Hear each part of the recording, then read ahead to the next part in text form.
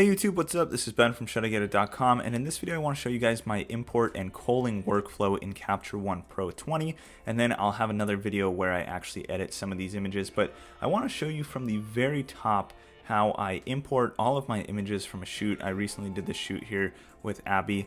How I import these, and then how I choose my favorite ones, figure out which ones I want to edit, and then also export. So I'm going to start this from the very top. Now I'm starting from scratch, and what I'm going to do is hit File and New Session in Capture One 20. And Capture One's session system instead of catalogs is awesome. So I'm going to say Abby Studio Shoot. And basically a session is, imagine like if you had a folder or a Lightroom catalog, if you're from Lightroom, dedicated to just that shoot, and then you can do all your editing and all your presets and stuff there, and then move it into a larger catalog so you have basically a much faster way of going through your images, and you don't have to worry about mixing up shoots and doing all that type of stuff. So you'll see I created a session, I'm calling it Abby Studio Shoot, and now in my Finder, when I go to my pictures folder, you'll see there's Abby Studio Shoot, and then there is a folder called Capture. So what I'm going to do is then go to my memory card, and I'm going to grab the images from here.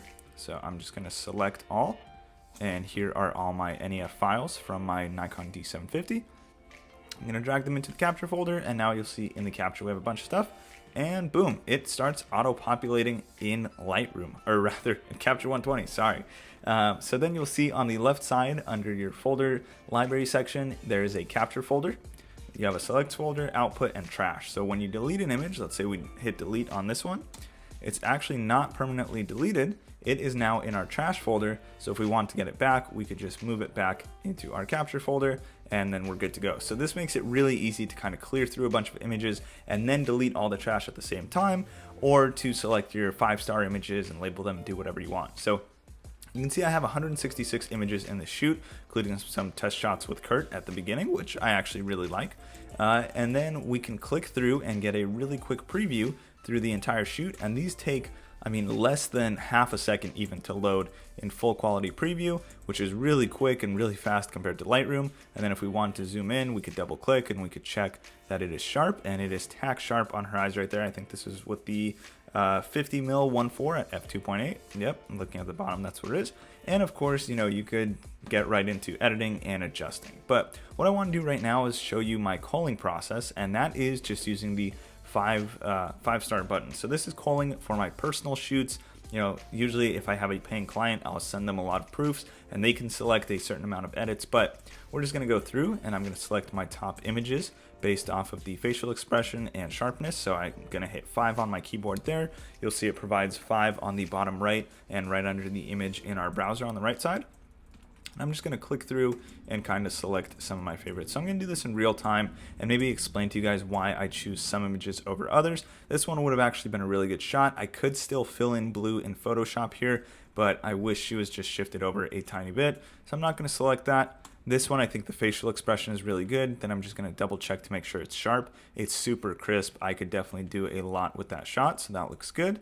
And then we can keep moving in. This one's dark, but again, I can just do a quick exposure adjustment. I think it looks good. It's a nice facial expression. The yellow and blue work very well. And so I'm just going to keep clicking through. I think the eye makeup is good there, but I don't like this hair right here. I could take it out in Photoshop, but I don't want to deal with that because I have more options. So I'm going to hit 0, bring that back, click through. This one's pretty good. Not my favorite though. And this is good. And I can just quickly pick through, and the more you shoot and the more kind of you have a personal agenda for what you want out of a test shoot, the more you'll know kind of which images stand out to you, what fits in your portfolio. For instance, this facial expression is good. This is probably a good headshot for her actually, but I am not the biggest fan of the look, and I'm not going to publish that work on my website or on my Instagram, so I'm just going to skip past it. And then this outfit I actually really like. So I like this look here. This image goes very well, the hand in the jacket, and I think I have some either straight on or sitting shots that I really liked. Let's see. Yep, this shot right here I really like. And then we have a sitting one somewhere. There's that straight on I was talking about. And then we have a sitting shot that I did with the 85mm. I backed up a little bit.